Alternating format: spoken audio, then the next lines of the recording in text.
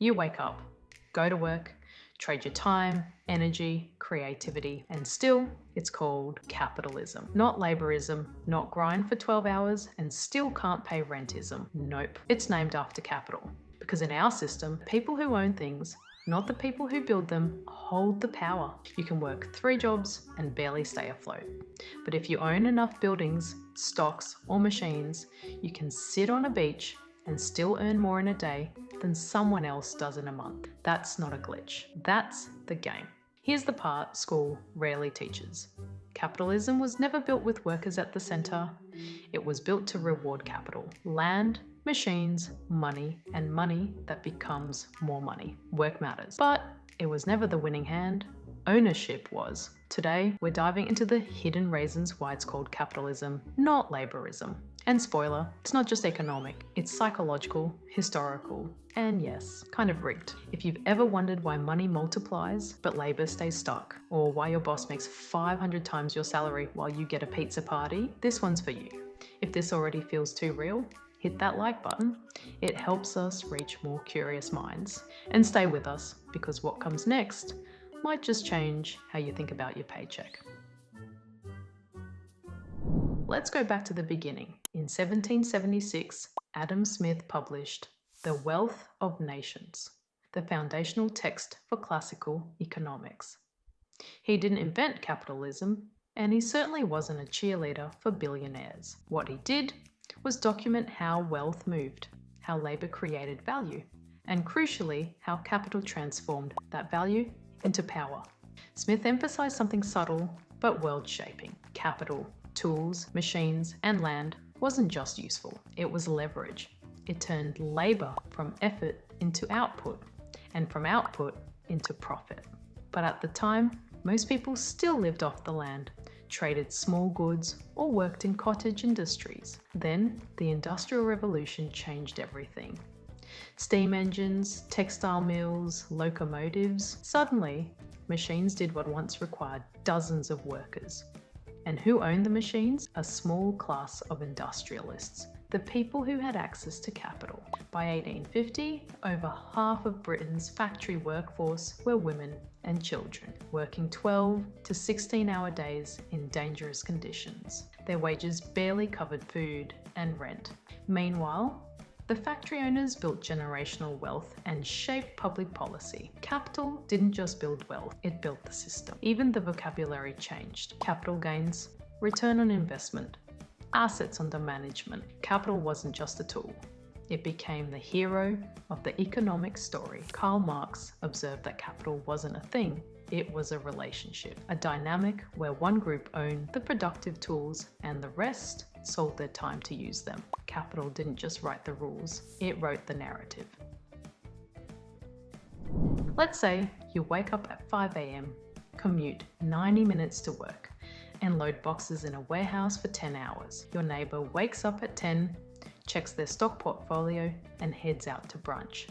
Guess who earns more? In capitalism, ownership almost always beats effort. According to a 2022 report from the US Federal Reserve, the top 10% of households own nearly 90% of all corporate equities and mutual funds. That means a tiny portion of the population owns most of the productive assets, while everyone else works for them. And this pattern isn't new. In the 1800s, railroad barons like Vanderbilt and Carnegie didn't just own the tracks. They owned the toll booths. Every time a product moved, they took a cut.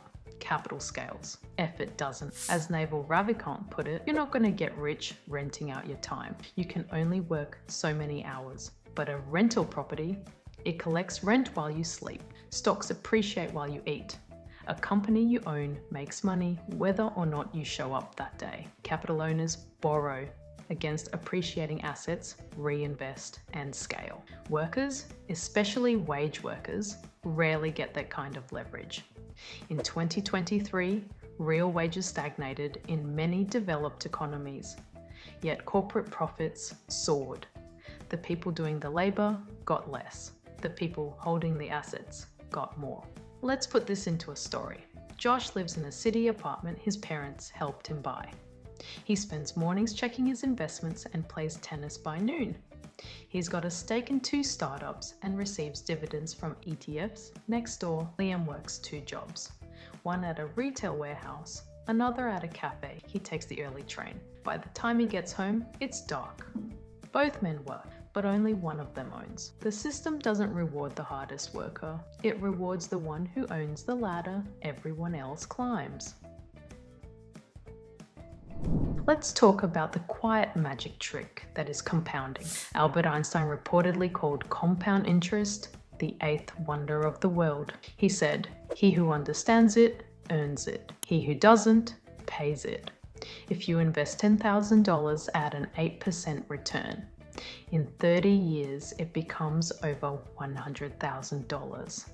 And that's without you lifting another finger. Now imagine a worker making $50,000 a year. Over 30 years, they've earned $1.5 million. But if they're spending just to survive, rent, groceries, childcare, they don't get to invest. Nothing compounds. In the US, nearly 6 in 10 adults can't cover a $1,000 emergency.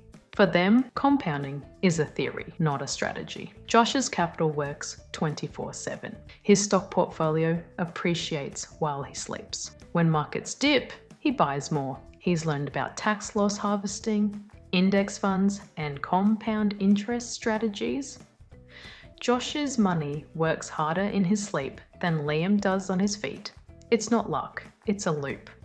The more he owns, the more he earns. Automatically. Liam wants to invest. He opens a micro investing app and puts in $50.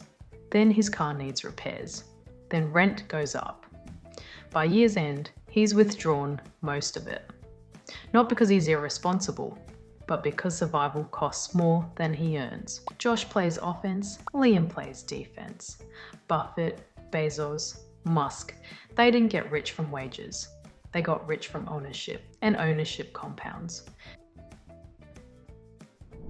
Work hard and you'll succeed. It's a comforting promise. It feels fair. It motivates, but it's only partly true, and often dangerously misleading. Studies show that in countries like the US and UK, up to 60% of a person's lifetime earnings can be predicted by their parents' income. Social mobility, the idea that anyone can rise, is increasingly rare. Let's stay with our 2 characters. Josh's parents owned their home, they paid for his college, they co-signed his first mortgage, they connected him to his first job. When markets dipped, they loaned him cash, interest-free.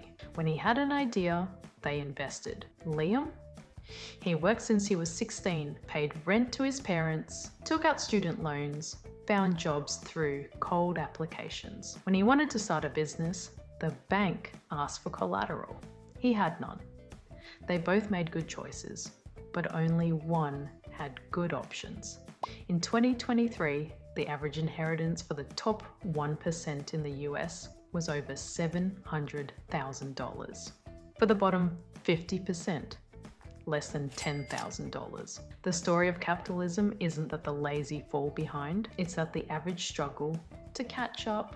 Meritocracy says we're in the same race, but some people are running on a treadmill, others are driving Teslas. We don't all start at 0. Some people start at 10 laps ahead, and that's not a lack of ambition, that's the math of the system. Let's be fair, capitalism isn't all bad, especially in the United States, which, love it or hate it, is capitalism on steroids. Sure, healthcare is insane. Billionaires launch themselves into space while others ration insulin, but it's also where innovation explodes. In 1950, global life expectancy was 47 years. Today, it's over 73. Polio is nearly gone. HIV is manageable. Much of this progress, fueled by capital, public and private, chasing scale and speed. Education, global literacy rose from 68% to 87% in just 50 years. Every extra year of schooling correlates with longer lives and higher earnings. Safety, believe it or not, global homicide rates and war casualties are lower than they were 50 years ago. You're statistically safer than your grandparents. And tech, mRNA vaccines, SpaceX slashing launch costs by 90%, AI revolutionizing healthcare, education, and how we work. Profit drives risk. Risk drives discovery. But here's the rub. The benefits often flow up to those who own the systems. Insulin was discovered 100 years ago, but millions still can't afford it. AI breakthroughs boost shareholder returns, while gig workers still fight for fair pay. Capitalism is a rocket. It can change the world, but where it lands and who it serves depends on us. Power doesn't disappear. It just reinvents itself. In every era, capital has shapeshifted to stay in control. In agrarian times, it was land. Whoever owned land owned food, and therefore survival. Feudal lords extracted crops, labor, and loyalty, not through better ideas, but birthright. Then came the industrial age. Capital became machines. Those who owned steam engines, looms, and assembly lines didn't just outproduce workers, they replaced them. Muscles were outsourced to iron and coal. Labor became expendable. Enter the digital age. Capital morphed again into code. Software scaled further and faster than factories ever could. A single developer could deploy something once and reach billions. The platforms we scroll, they don't sell products, they own systems. And in those systems, you're not the customer, you're the data. Across all of this, one pattern holds. Ownership concentrates, labor adapts. And with each transformation, power distances itself from the people who create value. The farmer became the factory hand became the gig worker. And now, even your thoughts and behaviors are now capital evolves faster than regulation, faster than ethics, and definitely faster than wages. Why? Because the system wasn't designed to lift all boats. It was designed to keep the owners upstream. But here's the twist. Every time capital changes form, it creates a window. A moment when the rules are malleable and power can be rebalanced. But those windows close quickly. If we miss the moment, history repeats, just with new tools. So the question isn't just, what is capital today? It's, who's writing the next chapter? Welcome to the endgame. Every past revolution handed capital more power, but none of them could think. That's changed. AI isn't just a new tool. It's the first capital that replicates cognition. The one thing we thought made humans irreplaceable. Machines replaced our muscles. Code replaced our memory. Now, AI is coming for our minds. It can write, code, negotiate, persuade. It doesn't sleep. It doesn't strike. It doesn't unionize. And here's the kicker. The people who own AI models won't just own machines. They'll own decision-making itself. In 2024, Nvidia didn't rise to a $3 trillion valuation because it sells you something you hold. It sells the chips that power intelligence at scale. This is capitalism's final form. Infinitely scalable labor at zero marginal cost.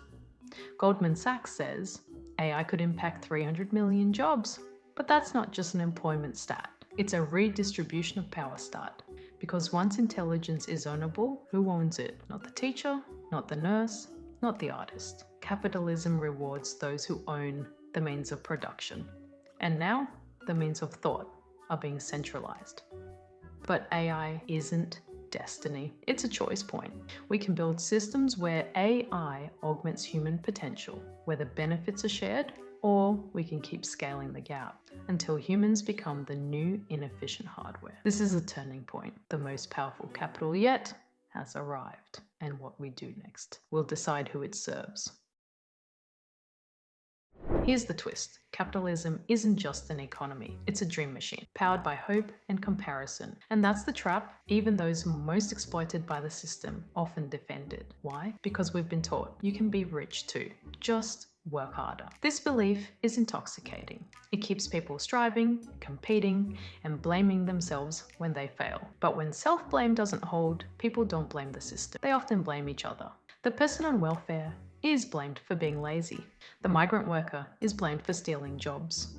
The younger generation is blamed for entitlement, the older one for hoarding wealth. Instead of solidarity, we get division, because when your lived experience is so radically different from someone else's, empathy becomes difficult, almost impossible. You can't understand why someone is poor if you've never skipped a meal to pay rent. You can't grasp burnout unless you've juggled 2 jobs and still come up short. Capitalism doesn't just redistribute wealth, it redistributes perspective. The lottery effect, where people support policies that benefit the rich because they hope to be rich someday, fuels this disconnect. And social media amplifies it. We see curated lifestyles, not the systemic forces beneath them. This isn't just psychological, it's structural. And recognizing it is the first step to changing it. The misconception that keeps workers trapped. Misconception: capitalism rewards the smartest and hardest workers. But that's not how the system is designed. In reality, capitalism rewards the people who buy early, not those who work late. It's not a merit-based scoreboard, it's an ownership-based compounding machine. Plenty of smart, hardworking people stay broke because they're always in the role of the seller, of time, labor, or skill, never the owner of the thing being sold. Even worse, the system often tricks you into thinking you're participating in ownership when you're not. Take employer stock programs or micro-investing apps. They give the illusion of stakeholding, while the real levers of power stay locked behind private equity deals, venture capital, or family trusts. So no, it's not just about working smarter. It's about understanding what the system is actually built to reward. Ownership, leverage, scalable assets, something hardly anyone knows. The tax system was never neutral. In many countries, capital gains are taxed lower than labor income. That means if you flip stocks, sell a business, or collect rent, you keep more of your profits than someone who earns a salary. It's not just that capital earns more, it's taxed less too. In the US, for example, if you make $100,000 from wages, you'll pay more tax than someone who makes the same amount from long-term capital gains. Same income, different rules, and this isn't just a quirk of US law. Versions of this exist globally. Why does it matter? Because it quietly accelerates inequality over time. The more you earn through ownership, the more you keep. The more you earn through labor, the more you're drained. And here's the kicker. Most people don't even know this exists. They don't teach it in school. It's rarely brought up at work. But it shapes everything, from who gets ahead to who stays stuck. So, why is it called capitalism? Because from the very beginning, the game was built to reward those who own, not those who work. Capital earns while you sleep. Labor resets every morning. Capital scales across borders. Labor is bound by time, biology, and burnout. But here's the twist. Understanding this isn't cynical, it's empowering. Because once you know how the game is played, you can start playing it smarter. Start small, learn to invest, own what you can. But don't stop there. Collaborate, share knowledge, build together, and vote for systems that reward real contribution, not just endless accumulation. That's not just smart economics, it's our evolutionary advantage. Humans didn't rise to the top because we're the fastest or the strongest. We rose because we cooperate at scale. We imagine, we build, we pass things forward. If more people understood how capitalism actually works, more people could shape it. Capitalism doesn't have to stay broken. The system wasn't built for fairness, but we're the ones living in it. So why not reshape it? And maybe, just maybe, we start rewriting the story. Because if the game is called capitalism, then let's teach everyone how to own a piece of it. This is Hidden Economics. Thanks for watching. Drop your thoughts in the comments, especially the ones you've never dared say out loud. And if you felt something in this video, share it. Let's keep exploring the forces we don't see, but live by every day. See you in the next one.